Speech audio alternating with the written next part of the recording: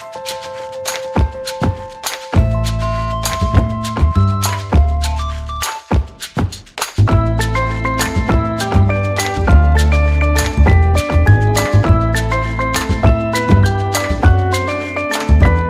was just going to ask a question about Jesus Christ, but we can move on. I can answer it. It just occurred to me that I believe that the year zero begins with the birth of Jesus Christ, but does it begin with the death? When does the zero AD after death? So it's after death. Because I thought it was Anno Domini, which I was like, is a little ambiguous. Isn't 180 is birth, right? That's the question. I'm glad that this isn't a dumb question. No, 180 is birth, not death. Not crucifixion. Okay, hold on. And year of the Lord. Yeah, for sure. I was always taught after death. Ask the Jew. I know. Absolutely. I wasn't sure because I was like, the first, I assume 15 years of Jesus's life are, I assume, pretty non-eventful.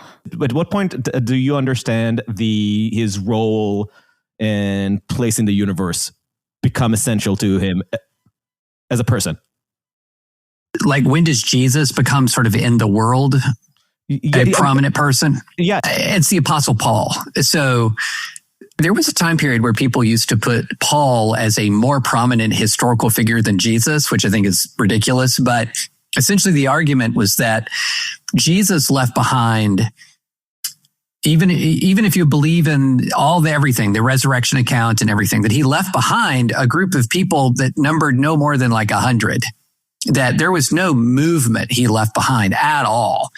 And that was actually created and triggered by Paul more than anybody else. His missionary journeys all around the Mediterranean. He expands the gospel from a covenantal relationship with the Jewish people to a universal mission, right?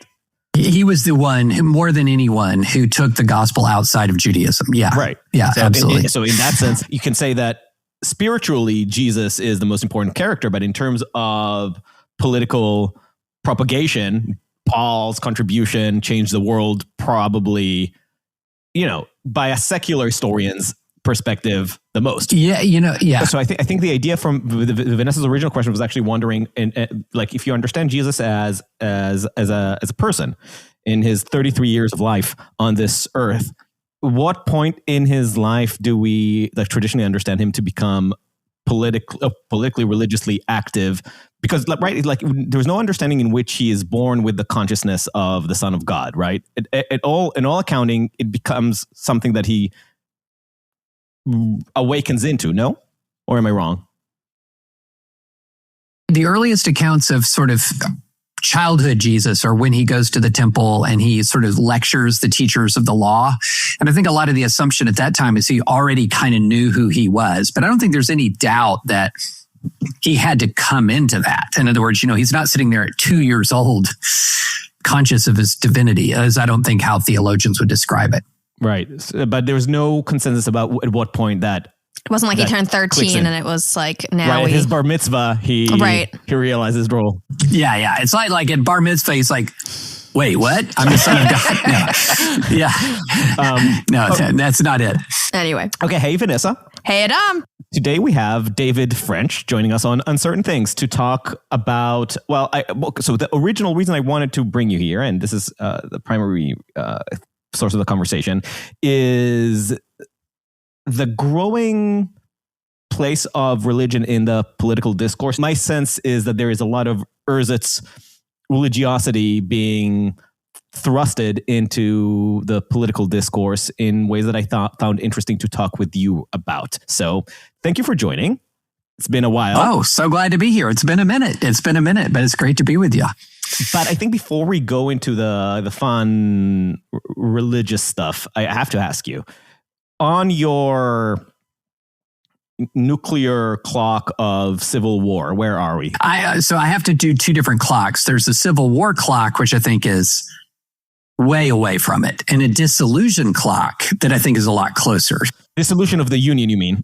Of the Union. So my book I wrote in 2020 was about the possibility of American disunion, rooted in the idea, which I think is completely still valid in the year of our Lord 2025, that 2026? I'm sorry, 2026. Yes, Yeah. 2026. That there's no truly important cultural, political, religious, social movement that's pulling us together more than is driving us apart. Like all the tectonic forces are pushing us apart. And I think that's as true in 2026 as it was in 2020. I think it's more true in 2026 than it was in 2020. But my thesis was also that this is going to sound strange. We almost hate each other too much to actually fight a civil war. And by that, I mean, if you really hate somebody, you might be amenable to a divorce. And so the question would be, if some set of states decided to separate themselves from the Union, would we really mobilize to fight to bring them back? Or would everyone just be flipping each other the bird out the door as they, as like mom and dad separate, right? And so my view is that we're much less likely to fight an actual war as we would be to have what you might call a messy, violent divorce, but nothing like the Battle of Gettysburg again. But I mean, I'm not as politically up to date as you two, because I know that's like your beat. So I watch politics as like a lazy spectator, dropping in every now and then and going, oh no, and then coming back.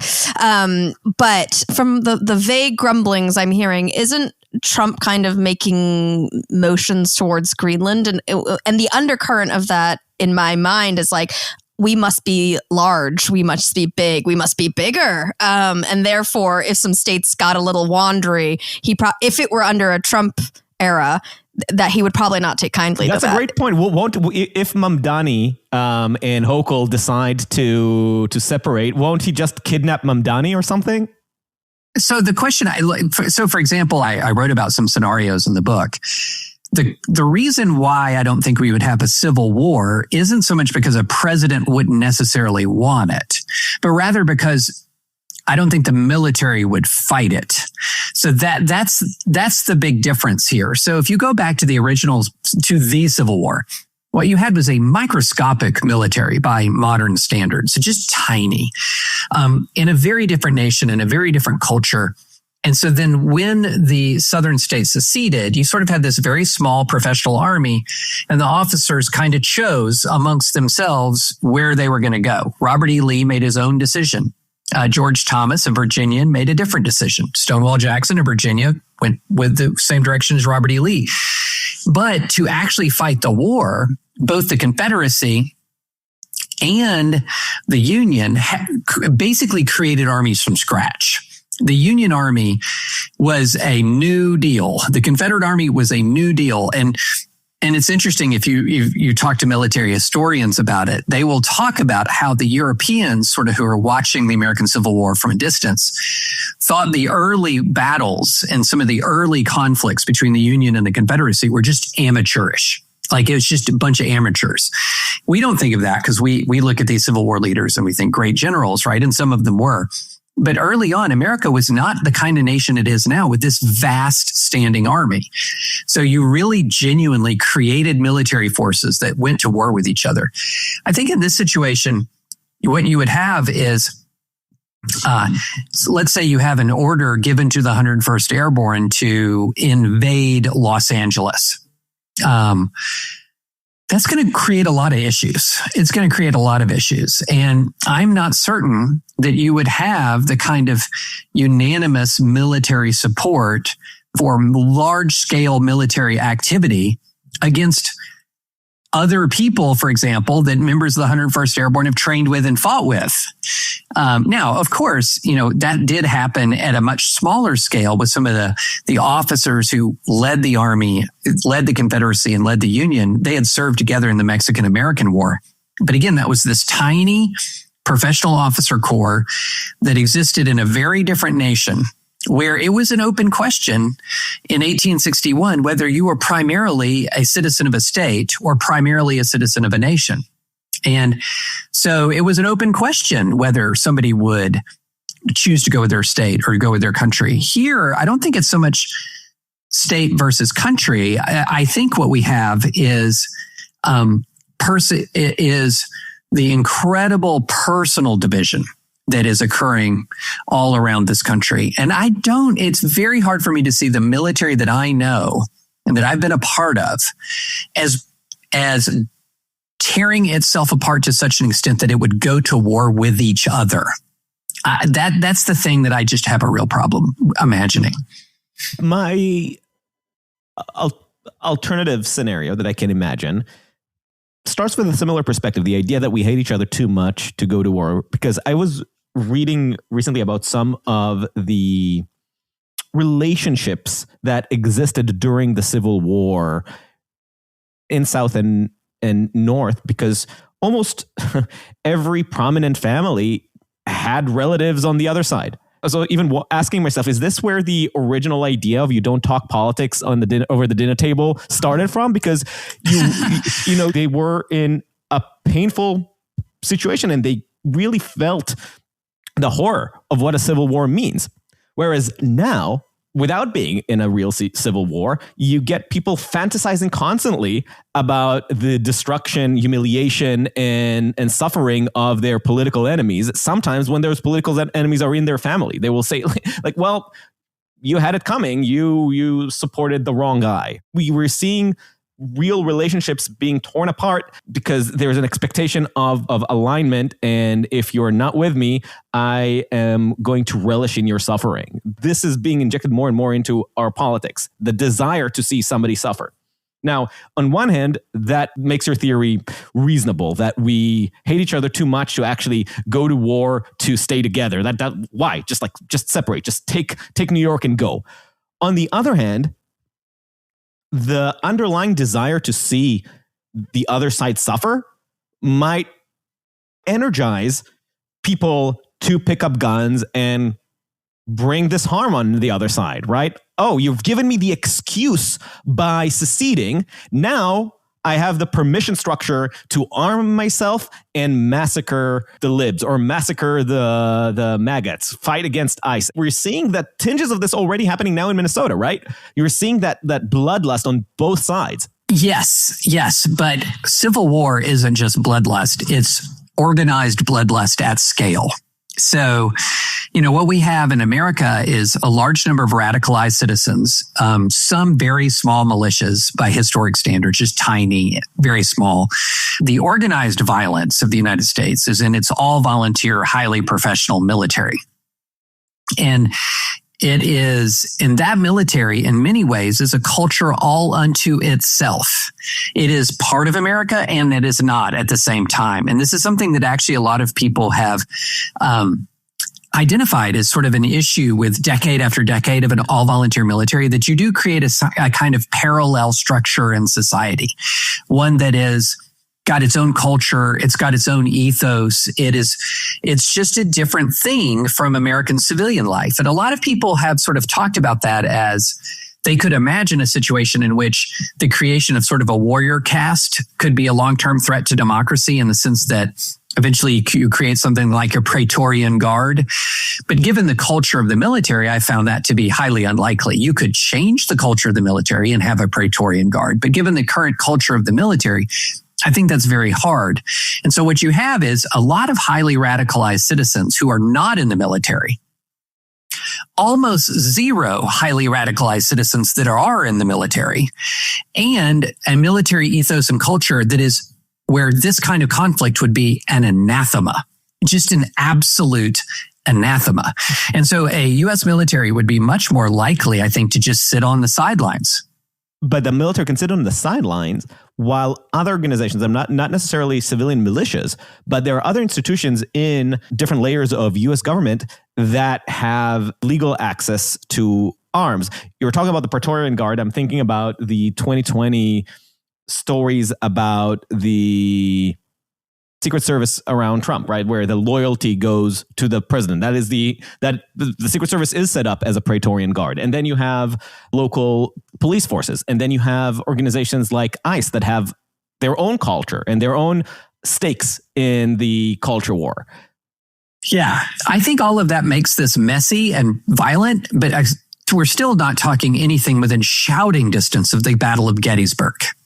like just not even in shouting distance. You know, what you're talking about is something like a low-grade insurgency or some street violence. I think something like that would absolutely happen if you had kind of dissolution. But the idea where you have, when I'm talking about civil war, I'm thinking about the 101st Airborne. I'm talking about the 1st Marine Division. I'm talking about creating military formations and going to fight each other, like in the Spanish Civil War, the American Civil War. You know, when you had the worst days of the Iraqi Civil War, these militias were large, organized paramilitary/military forces. And I think that you could only have the kind of civil war that came out of Iraq only after you had disbanded the whole military. The whole military of Iraq had been disbanded.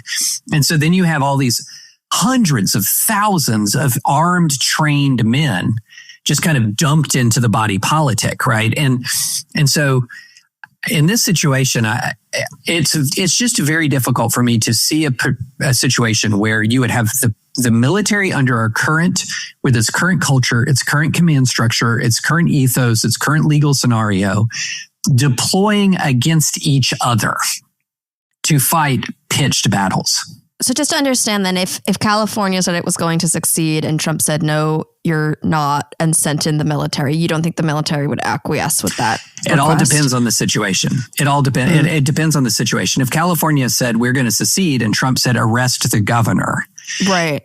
I think the FBI would go and do it. Mm-hmm. The FBI would go and do it. Now, if it said California is going to secede and he said 82nd Airborne invade California, I don't think the 82nd Airborne does it. Interesting. So it's a difference in scale. Who has the authority to make that call? Is it like one person at the top of the military? No. If you go to a military, an actual officer, it's so unthinkable. What does it mean to invade? When you want to invade, when the United States invades a place, do you have any idea how much we pound the hell out of it before we go in typically? Or if we go in, the sheer amount of force that we use to do this. Like a lot of people looked at the opening hours of the invasion of Ukraine and said, whoa, shock and awe. And I was like, something's off. Something's off. He thinks this is going to be a cakewalk because he hasn't unleashed. He didn't unleash at the very beginning of that invasion. If you look at the comparison between how we softened up Saddam Hussein's forces before the Gulf War versus what he did to try to soften up Ukrainian forces before the invasion of Ukraine, it's a night and day difference. Now, we were able to be a much more lightning strike in the second Iraq war, but that was after the Iraqi army had already been heavily degraded. We had been engaging in bombing campaigns across southern Iraq for years. And so just again, a very, very different situation. I mean, 15 years from now, you could be podcasting from the ruins of Manhattan and I could be responding from the ruins of Chicago. And I'd say, man, that take aged poorly, but I feel pretty strongly confident that the United States military would not mobilize against itself in the way that would be necessary to create the kind of conflict that would be an actual civil war. Because again, if the situation is like Gavin Newsom wants to secede and the American president arrests him right away and puts some troops on the ground in Sacramento and in LA, that's not a civil war.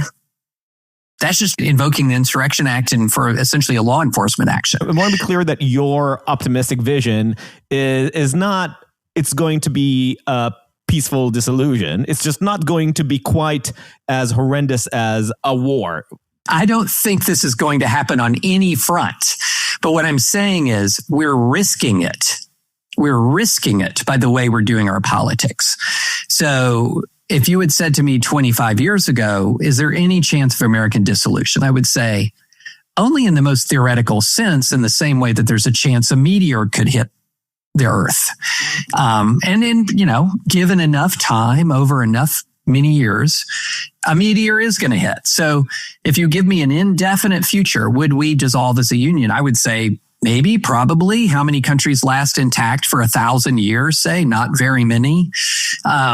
But if you're going to say any time in our lifetime, would we worry about dissolution in the United States? I would think you've lost your mind.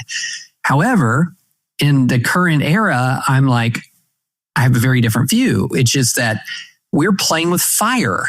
I still think the bonds that hold us together are really strong. They're really strong. But at the same time, we're doing about everything we can to test those bonds. And if you think you can do that, and we won't break our country because we Americans are special or unique or exceptional. No, we're the same human clay as everybody else. And so if you saw overseas, for example, let's imagine you have the next French presidential election and Marine Le Pen wins it, and the opposition decides that's intolerable and storms government buildings in France. You would say France is unstable. You'd say that. Or if people stormed the Parliament building, you'd say the UK is unstable. Well, people stormed the American Capitol. And the logical thing to say about that is we're not that stable. If people can storm the Capitol, we have inherent instability. And so what I'm saying is I don't think we're going to dissolve, but at the same time, we've got a lot of reckless conflict entrepreneurs and reckless politicians who are treating this country as if it's a permanent structure that they can pour all of their malice and hatred and division and spite into. And what they'll get out of it is they get to win and rule, versus if you pour enough hatred and malice and spite into any institution, a lot of times you don't get to rule it, you just destroy it.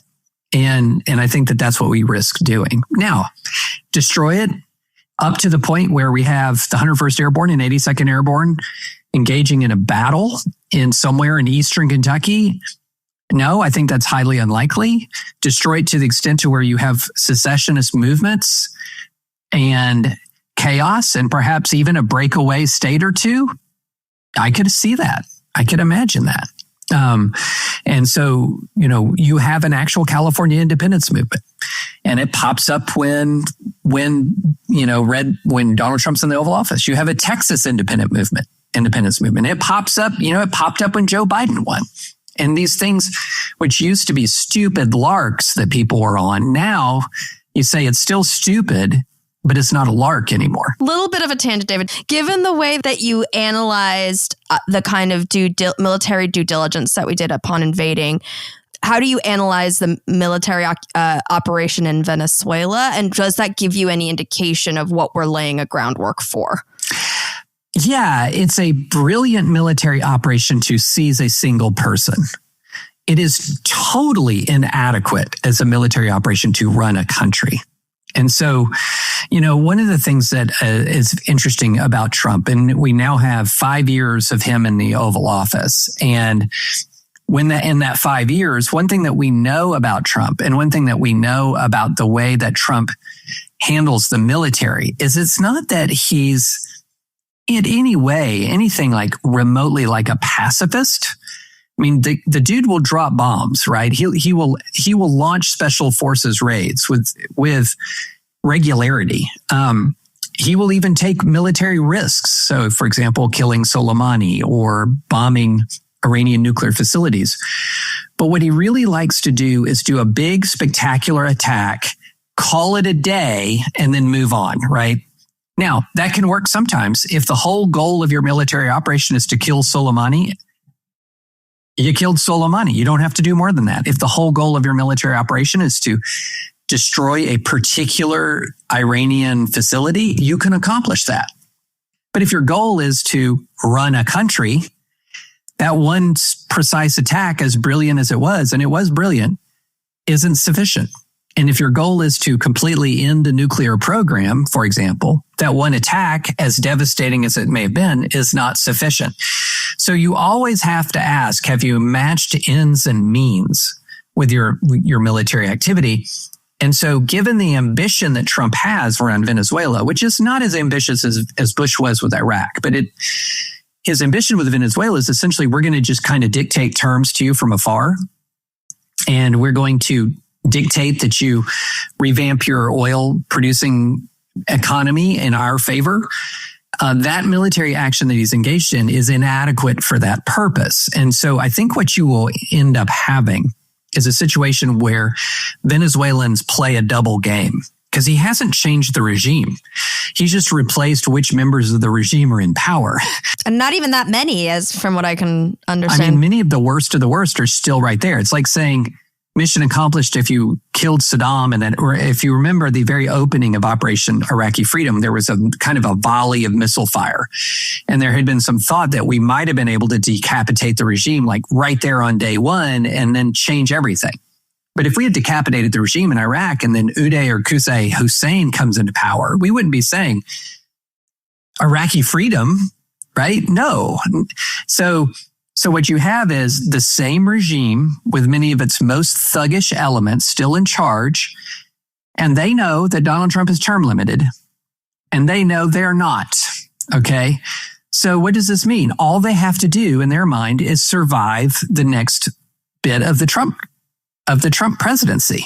So that means double game, appease Trump, but maintain a certain face and posture to your local public to indicate you're still large and in charge.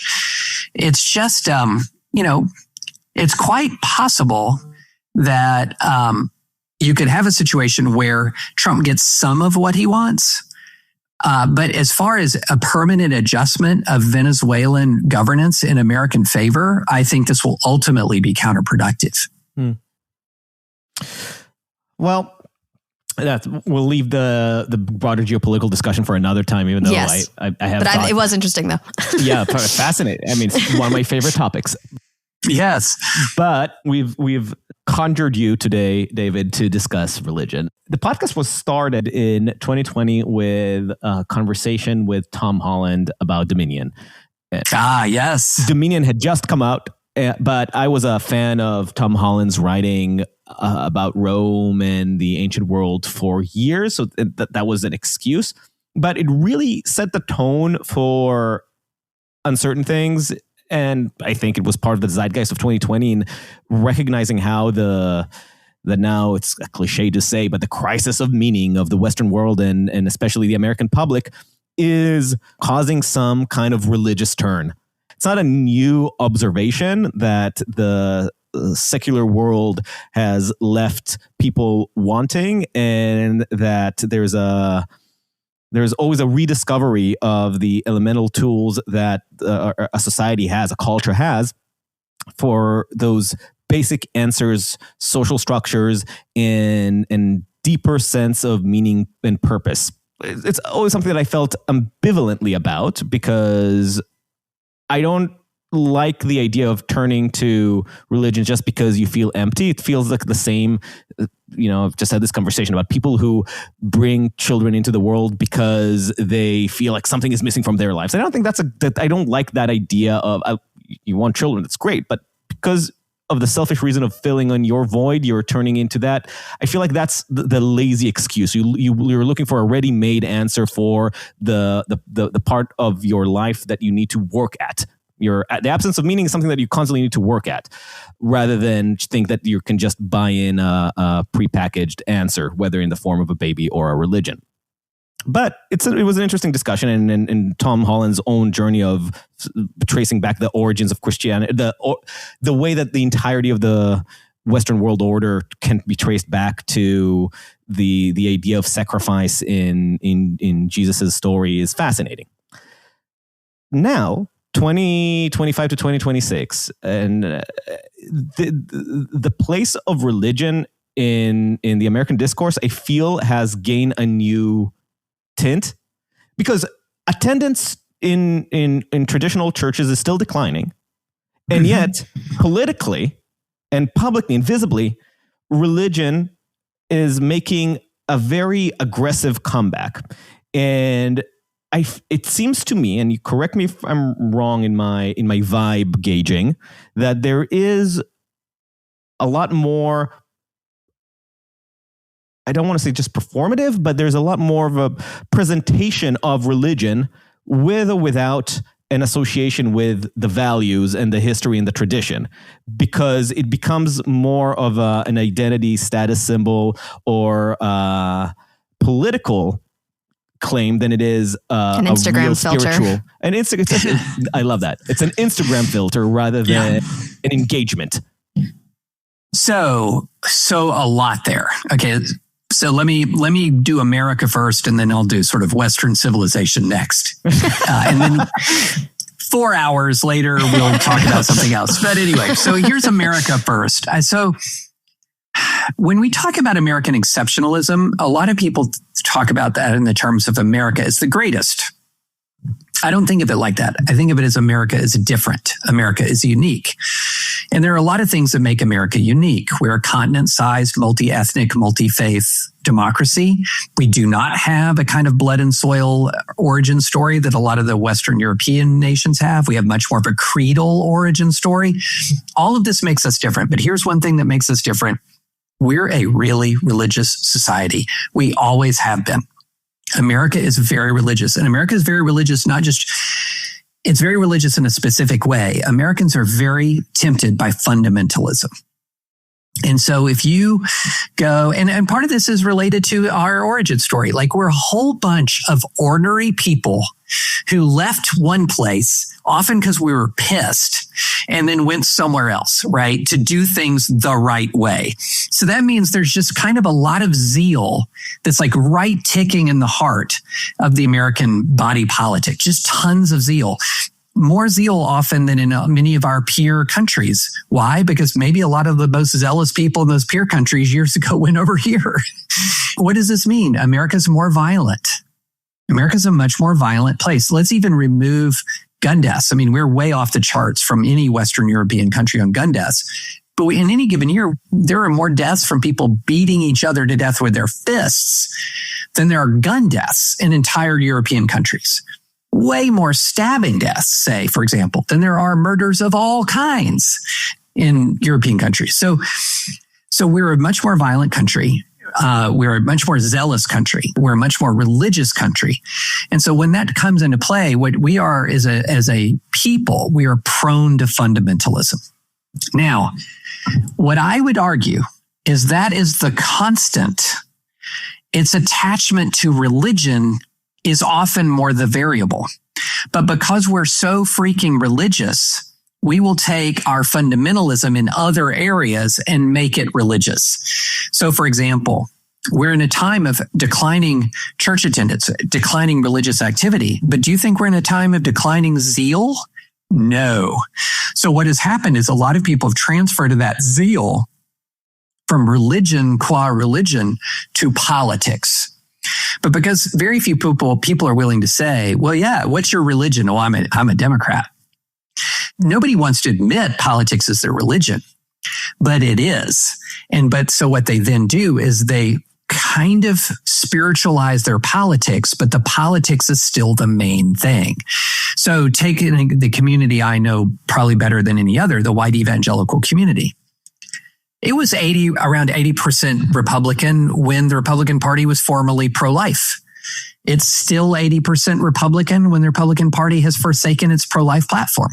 It was about 80% Republican when the Republican Party was very intentionally in support of, traditional definition of marriage and maybe even a marriage amendment to the Constitution. It's still 80% Republican when that's not even mentioned, not even an issue, right? It's 80% Republican when the Republican Party is very interventionist, like under Bush or Reagan.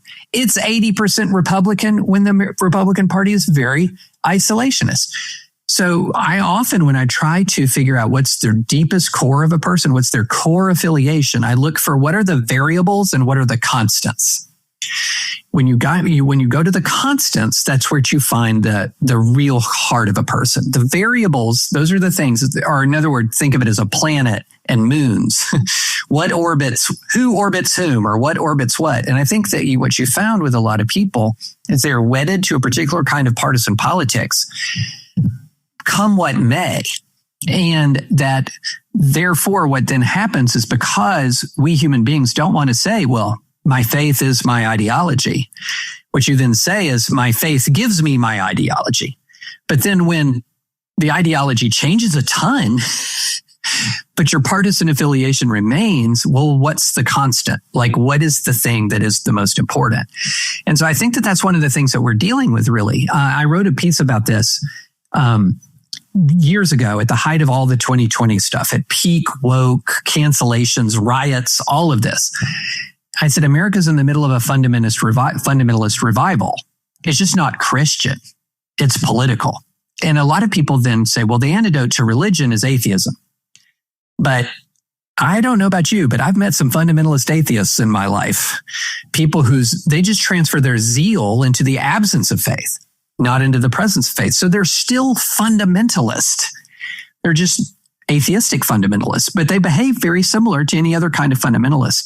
So my view of it is it's not that religion is really becoming, that it's religion that is really driving us. It's fanaticism. And in America, and it's fundamentalism, it's fanaticism. And it's something we've had a problem with in America forever and ever. And all cultures deal with it to some degree, but that's what I think we're dealing with. To clarify, when you're saying fundamentalism, you're saying synonymous with fanaticism. So it's like an extreme attachment to something. Is that how you're kind of defining fundamentalism? Years ago, I was talking to Richard Land, a very prominent Southern Baptist and the former head of the Ethics and Religious Liberty Commission of the Southern Baptist Convention. And he said, the most important thing to understand is that fundamentalism is not a theology. It is not an ideology. It is a psychology.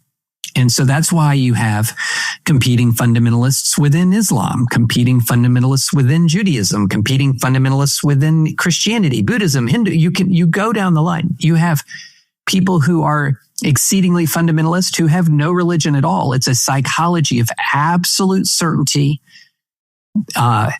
ferocity, and group solidarity. And so, but the cardinal characteristic of fundamentalism is certainty. It is, I know that I am correct. And that certainty is sort of like, in the legal system, we talk about a concept called the fruit of the poisonous tree. Adam has heard this from countless advisory opinions episodes. Well, what is the poisonous tree of fundamentalism? It's certainty, and that certainty bears bitter fruit. So, for example, if I'm certain that I'm right and I'm certain that you're wrong, there's only a couple of things that explain you: ignorance, malice. And so, one of the ways you can... Or demonic intervention. Demonic intervention, even worse. That's kind of like the ultimate malice, right? So that explains why fundamentalists are often so cruel when you interact with them. Because you're just wrong. They don't think you're wrong. They don't suspect you're wrong. They know you're wrong. And so they're walking into the conversation dealing with wrongness. And whereas somebody who is not a fundamentalist, it's not that you don't have convictions. It's just you realize your own fallibility. So you walk into a conversation much more in a spirit of curiosity than you do into when you're dealing with a fundamentalist. In that circumstance, they're always walking in with conviction, very little curiosity. And fundamentalism is just a bad fit for human beings because guess what? We're all wrong a lot. Like, we're all wrong so much. I remember the audio of Father Coughlin that I listened to, one of those famous speeches where he calls on the Jews whether they love their neighbors. And, love thy neighbor, obviously, is one of the most profound and radical ideas in Christianity, and arguably in Judaism as well, in Hillelish Judaism as well. But certainly, this is one of the deep universal radical statements of Christianity. And he says this is, because I believe in Christ, I believe in love thy neighbor. And I call upon the Jews, every Jew here, to say whether they agree with this. You shall love your neighbor or die. The dripping ruthlessness and cruelty and as you say, the zeal that was coming out of this. Yeah. It was so fascinating. And I call upon every Jew to tell me whether they love their neighbor. So let me help with distinction here. So both Old Testament and New Testament, because most Christian theologians, and I don't consider myself a Christian theologian. I stayed at a Holiday Inn Express last night, but most Christian theologians would say that Jesus and Jesus said this himself, I'm fulfilling the law. So in other words, he's not departing from it, that this forgiveness, love, Hosea 6:6 says, I desire mercy and not sacrifice. In other words, the heart of love towards another human being is more important than the rituals of the religion. Micah 6:8 says, what does the Lord require of you, O man? What is good? To act justly. So that's the instrument of justice, but also to love kindness and to walk humbly before the Lord your God. So these are all Old Testament pre-Christian notions of compassion and love that is tempering all of your zeal, right? So then along comes Jesus, and Jesus says, okay, what this really fully means is you got to love your neighbor. You got to bless those who persecute you, to really dive into that. And so I don't look at Christianity as revolutionary from Judaism so much as evolutionary from Judaism. And I think often a lot of Christians feel that same way, which would be a great conversation with y'all is anyone in Judaism feel that way about Christianity, which would be an interesting. By the way, I think it's that is absolutely true and many Jews see it that way. But this also goes into what do you see as the core of Christianity, and what do you see the core of Judaism? I might be wrong, but I'm pretty sure that the famous Rabbi Hillel story of the student coming to him and asking them, can you describe the Torah on one leg? Like, what is your top line for the entire Torah? And he says, V'ahavta l'reacha kamocha, and you love thy neighbor as yourself. So, right. I had a conversation with ancient historians about what does he understand as the affiliation of Jesus in the Judean civil war of the time. The Pharisees, which I see as in many ways the forerunners of modern Judaism, the Pharisee tradition, which is the more Talmudic rabbinical tradition, is depicted often as the villains of the New Testament. And I think that is very much the product of the internal civil war between Judeans. I call it a war of Jews against Jews about what it means to be a Jew. Right. That is that period in Roman occupied Judea. But Jesus also has a lot of Pharisaical tendencies himself. He's very rabbinical. If you actually apply the Jewish lens, he is very rabbinical. He's very much Talmudic in his argument. So having that strain of Rabbi Hillel in his writing is very much, or his writing, his statements, his preaching, checks out. I don't understand how that fits in with the amount of loathing that the Gospels seem to have towards the Pharisees, but also maybe it is the sort of narcissism of small differences between the two. So I don't know how to draw that line, but that's my contribution to this theological discussion. I was just going to say, it was one thing that I on this point of religion versus or spirit.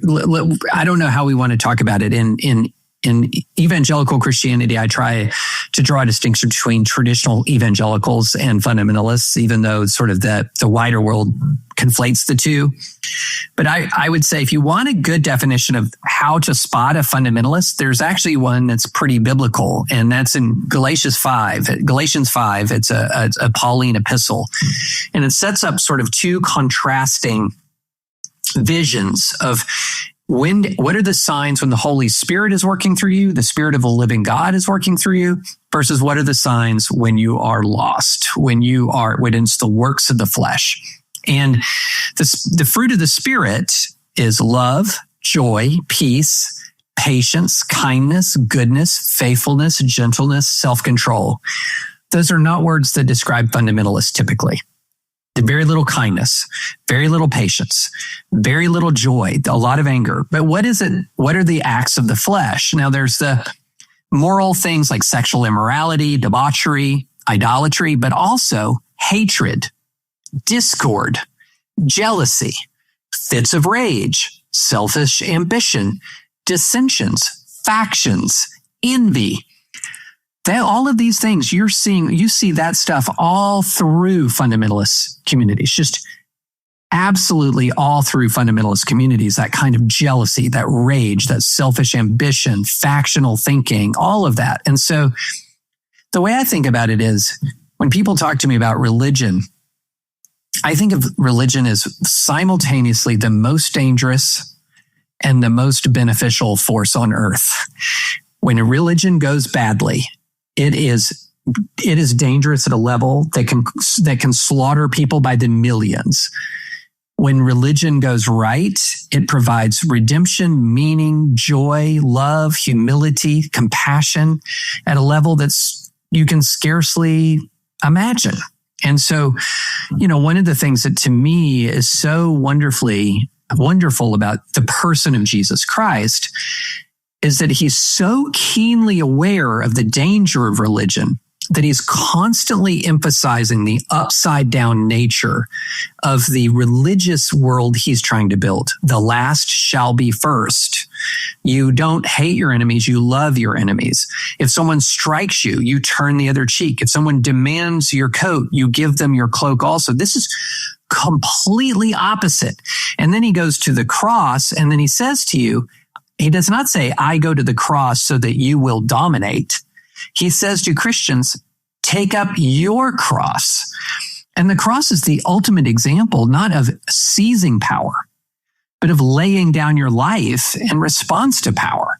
And so I think that, one of the things about religion is when people say things like Americans need to be more religious, I'm like, time out. Let's get more precise. Let's get more specific here. Because I can imagine a more religious that is dark. And I can imagine a more religious that is very light, that is bright. And I've just seen them both. I want to add to this, if we're exchanging sermons, which is the best kind of podcast. It's just like serial sermonizing. So we need to get everybody in on this. Sermon correspondence. Yeah. I guess you're up next, Vanessa. No, gosh, I'll have to dig through the memory banks. Vanessa, you got to go. This is great. The Galatian quote. It's actually fantastic, and I need to store it.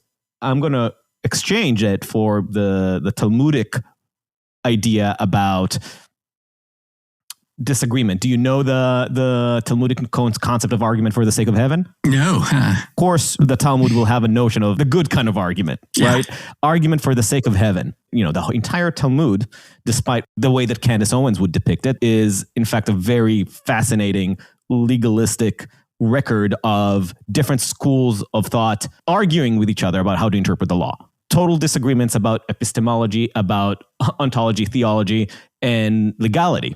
And in it, the two greatest schools of thought are the Hillel and the Shammai. Hillels are the living constitution, Bader Ginsburg, and the Shammai is Scalia originalism. So I'm Shammai is what you're saying. You're Shammai, yeah, for sure. Okay. All right. Originalist Shammai. They are fascinating in how they, there are many threads of how they develop their different theories.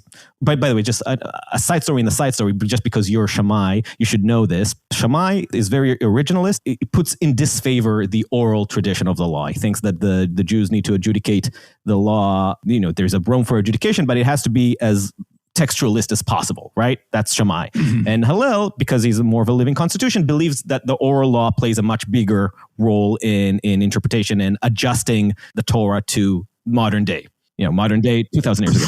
Some of that also sounds Catholic versus Protestant. But politically, they're much more legalistic, both of them. But in the Talmud, there's a story about a student who goes to Shammai who doesn't like the oral law. And he says, I'm a young student, and I really love how much you don't like the oral law. I just want to learn the Torah itself. Shammai was like, screw you. You're lazy. Yeah. I don't want to teach you. So the student goes to Hillel and is like, do you mind teaching me the Torah without the oral law? And Shammai says, well, yes, because I have the opportunity to convince you that the oral law is important. Yeah. So it's wonderful. Those two schools, they're philosophical, they're interesting, but they also sometimes killed each other, right? As schools of thought do. There was violence, but the Talmud had to deal with this question of how do you define what constitutes legitimate disagreement? At what point is it a worthy argument to have and preserve? And there's a statement that says an argument for the sake of heaven will forever be preserved, meaning that this is not an argument that we need to have a definitive answer for. In defense of uncertain things, the conflict itself, when the argument is for the sake of heaven, is worthy. And what is a worthy argument? The Talmud asks, and the answer is between Hillel and Shammai. That's a worthy for the sake of heaven argument, meaning that this argument needs to forever exist. Different times will have different preferences about which side wins, whether it's the originalists or the living constitutionalists. But the very fact that this argument is preserved maintains the fabric of society and allows it to both keep some traditional aspect, but also evolve as the times require. It creates, sounds like you're talking about creating a dialectic. But then it asks also, what is an argument that is not for the sake of heaven? And the answer is the Korach, I don't know how you say it in English, Korach and Adatok, the Korach and his company.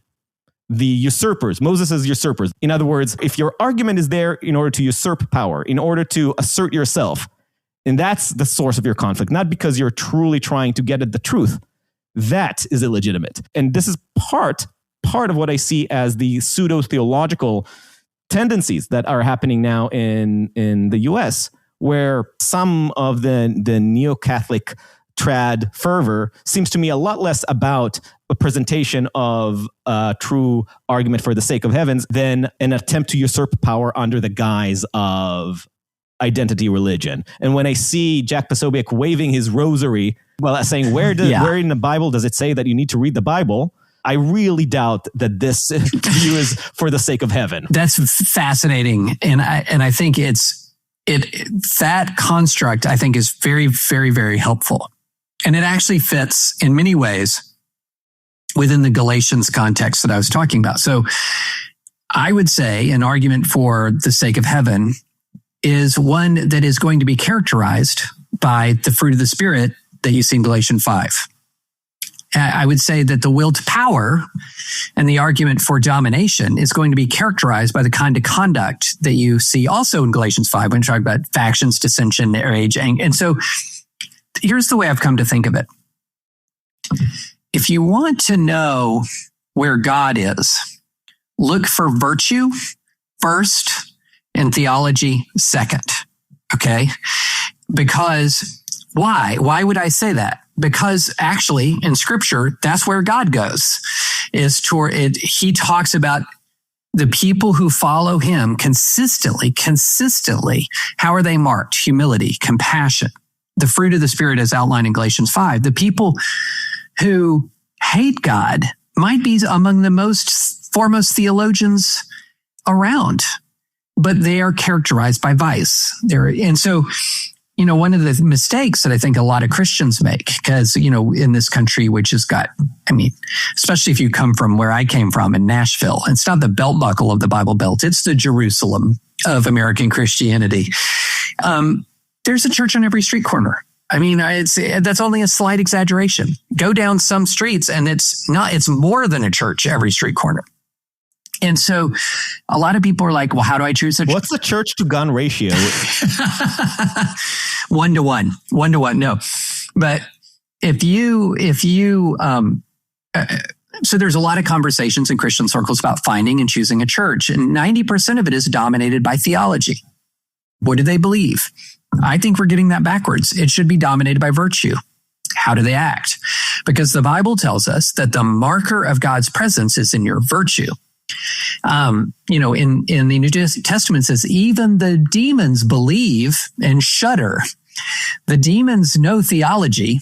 Satan knows theology. So theology isn't the marker. The marker is virtue.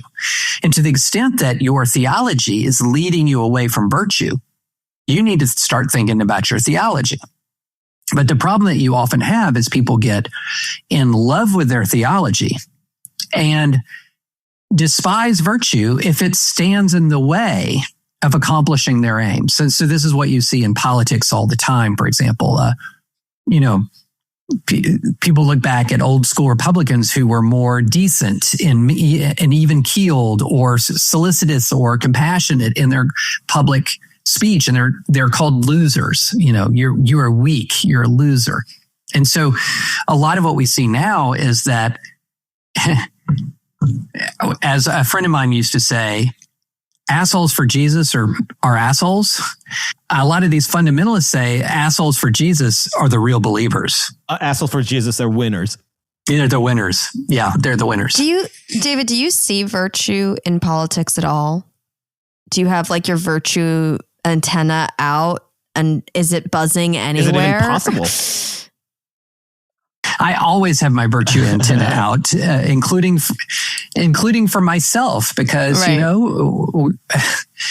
You have to, I'm not a perfect person. And so that what I just read in Galatians 5 is a high bar for any person. And so sure. I try to have my virtue antenna out for myself, but I have it out for politics all the time. And let me just say, it's pinging less and less and less.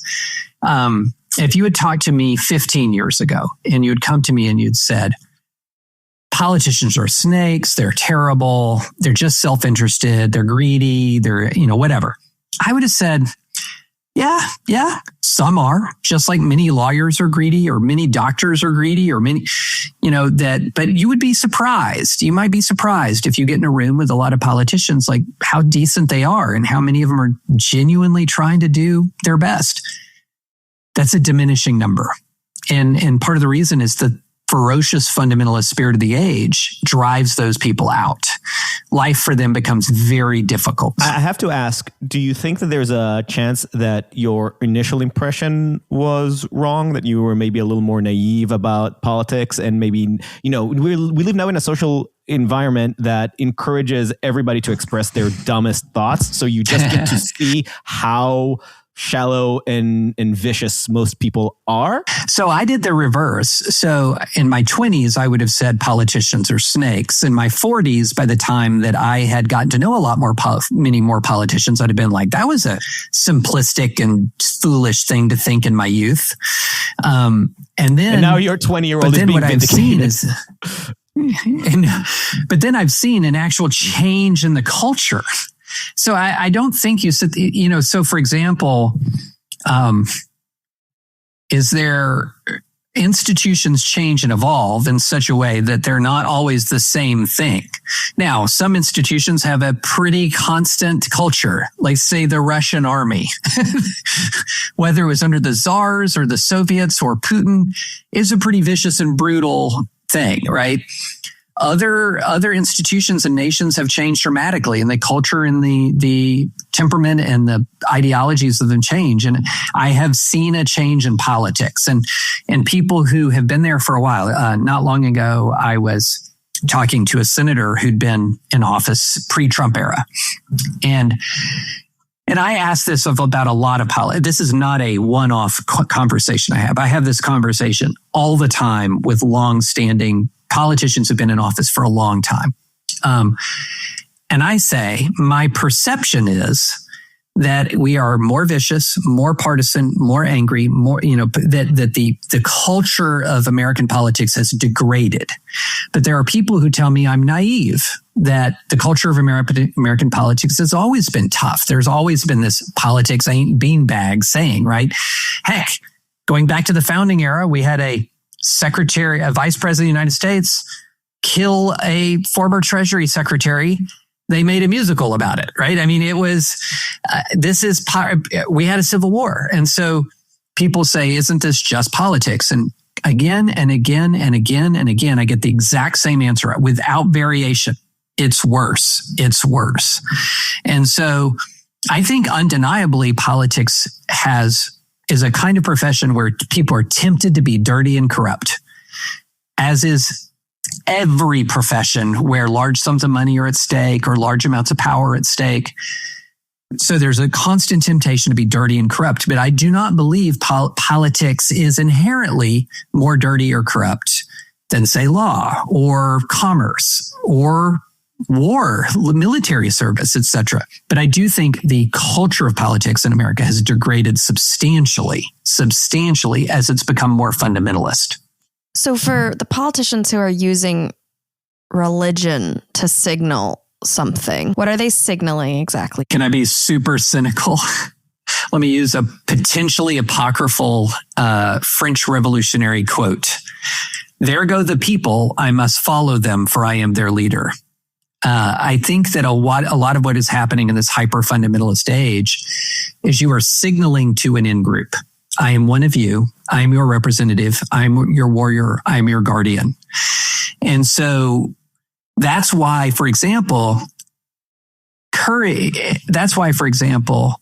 you have this phenomenon where lots and lots and lots of Republican politicians in particular view themselves as very masculine people and very bold and very strong while doing every darn thing Donald Trump tells them to do without having any independent will politically outside of Donald Trump. Why? Because their role is to be a guardian, a warrior, and a protector of their people. And Donald Trump is a general, and they might be a major or a captain. And we never say that like a major and a captain is in the army isn't courageous when they carry out the orders of their general. They see themselves as on a side, and that their job is to represent and be a warrior for their side. And in that circumstance, conversation, dialogue, compromise, all of those things are dirty words. All of those things are signs of cowardice, of weakness, of lack of conviction.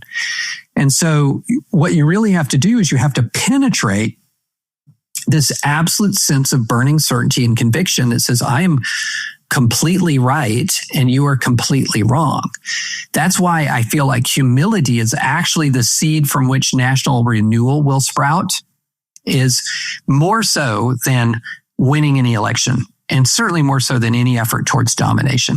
There's a part of me that always wonders how much commitment to kitsch, to an ersatz ideology, how quickly that can become a real belief in it. Right now, reflected somewhat in J.D. Vance and some of the Catholic reawakening, and certainly it's not absent in parts of the Protestant world, Protestant American and evangelicals. But there is a language that feels that at least play acts a craving for some kind of cultural crusade. There is a crusadery energy where we are here to dominate the enemies. And so much of this is part of what made me want to talk to you. Like that, so much of the political conflict that until now was wrapped as culture war now is getting infused with this ersatz religiosity. But at some point, that signaling can become the thing in itself, can't it? Oh, for sure. Yeah. Well, and a lot of the, I remember, I'm sure you remember this, Adam, from Dispatch days, but remember Madison Cawthorn he was this Republican congressman from North Carolina, and he openly admitted that he spent more money on comms than he spent on his policy shop. And everyone was like, what? Well, you're just saying the quiet part out loud. It's more important to you to signal than to govern, right? And Sarah said, he's responding to the incentive of the age. That the incentive of the age, what is it that makes you a successful member of Congress now? Fame. It's not governance, it's fame. And so in that way, signaling and arguing and provoking is a fundamental part of your job description in that kind of construct. Whereas the traditional job description, or the traditional notion of influence in Washington for a member of Congress used to be paying your dues and becoming a chairman of a powerful committee. Well, now very few people know like who's chair of House Ways and Means. But everybody knew who Marjorie Taylor Greene was, even when she'd been stripped of her committee memberships, even when she had almost no formal power in Congress. Similar with the Squad. The Squad was a signaling group. They were a backbench. They had almost no power in the Democratic caucus. They had a lot of power in the court of public opinion. And so that signaling, it's all about I'm with you. I'm your champion. I'm with you. Not I'm leading you. Right. I'm with you. Those are two very different things. But at what point does play acting at what point when signaling is so much about crusading against your religious opponents, at what point does signaling and performance become things that people should worry about, that religious minorities should start worrying about, that political enemies should start worrying about? Religious minority. Well, let me put it this way. Out groups always need to be worried when in groups veer towards fundamentalism. It's just, no matter the institution, whether it's Harvard or the First Baptist Church in Mobile, Alabama, that's when, if you're an out group, fundamentalism is your enemy. Fundamentalism will destroy your life. And, it's interesting. I remember when I was a young 1L at Harvard Law School in 1991. So let's go way back. Nobody ever heard of the term woke then. We called it political correctness. But everything from the woke era existed in 1991 at Harvard. Shout downs. I mean, there's more shout downs then than there are now. There was cancel culture. There was hyper focus on identity, etc. And I'll never forget, like my first week or so there, I'm literally booed and shouted down in class. And then all of a sudden something clicked in my mind. I was like, oh, I know what I'm dealing with. It's fundamentalism. And how could I spot it? Because I grew up in a fundamentalist tradition. I grew up and I saw the exact same mindset in my secular, very, very progressive classmates that I saw in my highly religious, very, very conservative deacons, for example. An unwillingness to listen to dissent, an absolute conviction that you're right and the other side is wrong, the sense that another person's speech or expression in disagreement is a threat and has to be suppressed rather than an opportunity for persuasion in which you eagerly engage. And so I saw all of that. And so I think the people who are able to recognize fundamentalism first are always the outgroup. And I have come to the conclusion that one of my big blind spots, the reason why I did not see Trump coming, is I did not read enough critique of Republican evangelicalism from non-Republican non-evangelicals. In other words, I didn't read enough critique from the out-group. I only tended to believe critique that I would read from trusted members of the in-group. But they didn't have the same insights because they had not been punished and they had not been treated in the same way that members of the out-group had been treated. And so when I talk about the horrific way a lot of evangelicals have treated my family, again and again, I'll hear people say, yeah, try being gay in the evangelical church in 1993. Well, an LGBT critic of the a liberal LGBT critic of evangelicalism in 93, to my shame, is not the person that I was necessarily reading in 93 to get insight on my community. But I also think that I have come, and as I've grown up and hopefully older and hopefully wiser, definitely older, maybe wiser, what I realized is it's the out-group who sees the claws. And it's the out-group who experience the fangs. And you really can only judge the virtue of any community until you know how they treat the out-group.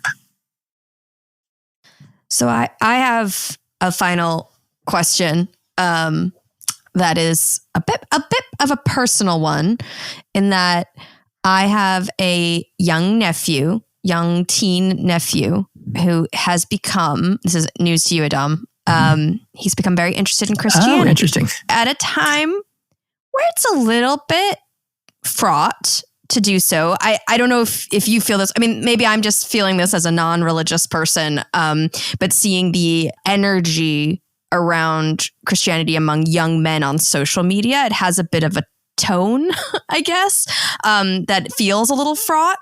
So I was just curious, like, what would your advice be to someone who is interested in Christianity for, I believe, the right reasons, about how to explore it now at this moment?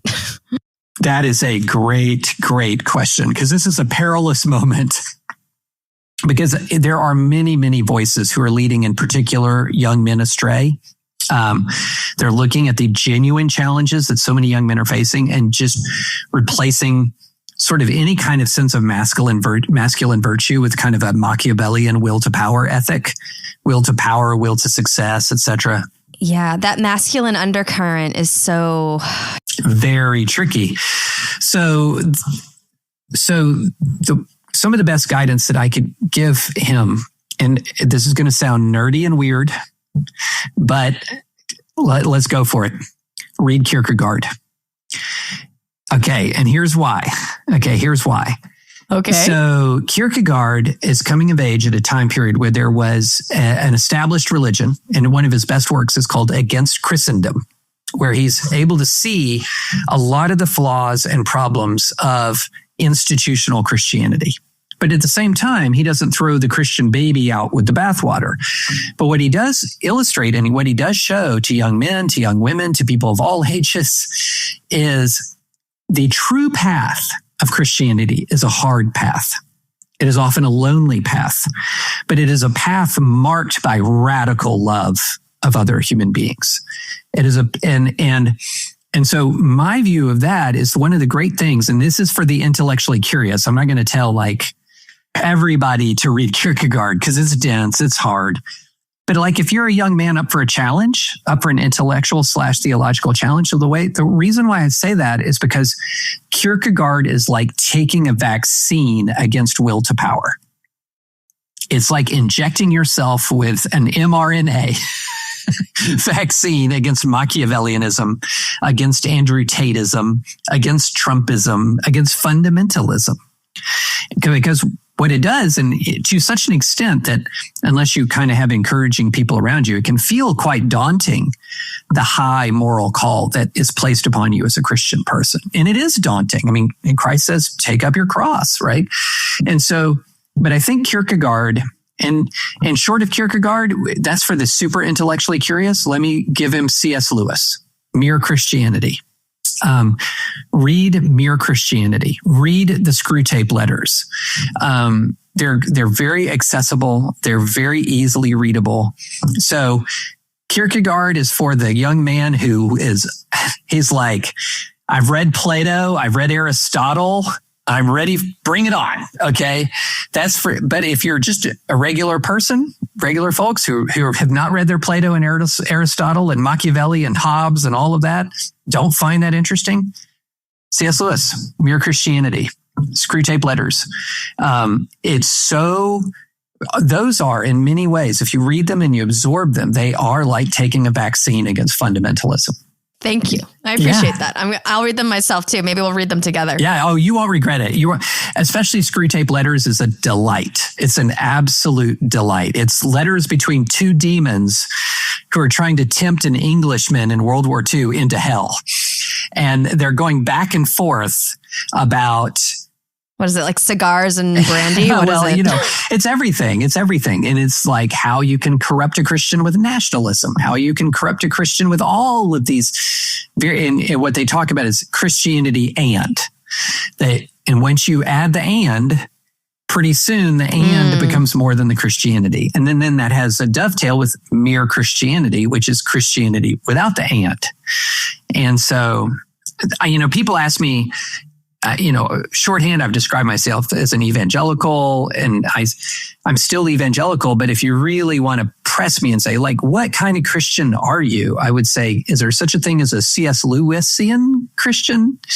C.S. Lewin with Tolkien flavors? Those are, but that's getting deep. Well, you'll appreciate that I named my son Caspian, not necessarily in honor of C.S. Lewis, but just because it was a fun name. So 2 things. Amazing name. That is an amazing name. I love that name. Caspian is not the name. The book is probably one of the where I start departing from C.S. Lewis morality. Like there's an element there of seek and you shall find, and at the expense of screw those who haven't sought. That always bothered me. Well, something cruel. Have you read The Last Battle? No, I haven't. Oh, well then, that's an incomplete thought. Touche. To be continued. That's an incomplete thought. It's like opining on Lord of the Rings after 60% of the way through Fellowship. Did you read Till We Have Faces, by the way? 5 or 6 times, yeah. Yeah. What do you think? It's not my favorite, Lewis. I went through a period where although a lot of people just swear by it, but I went through a phase where I read about 8 or 9 books of Lewis on almost on a rotation. And that made it into the rotation. But for Lewis, my favorites are the Space Trilogy, Out of the Silent Planet, Paralandria, and That Hideous Strength, Mere Christianity, The Great Divorce, amazing, and then all the Narnia books. So I cannot wait to introduce the grandkids to the Narnia books. I will say that Till We Have Faces touches the theme that I find increasingly fascinating in the past 5 years of resentment.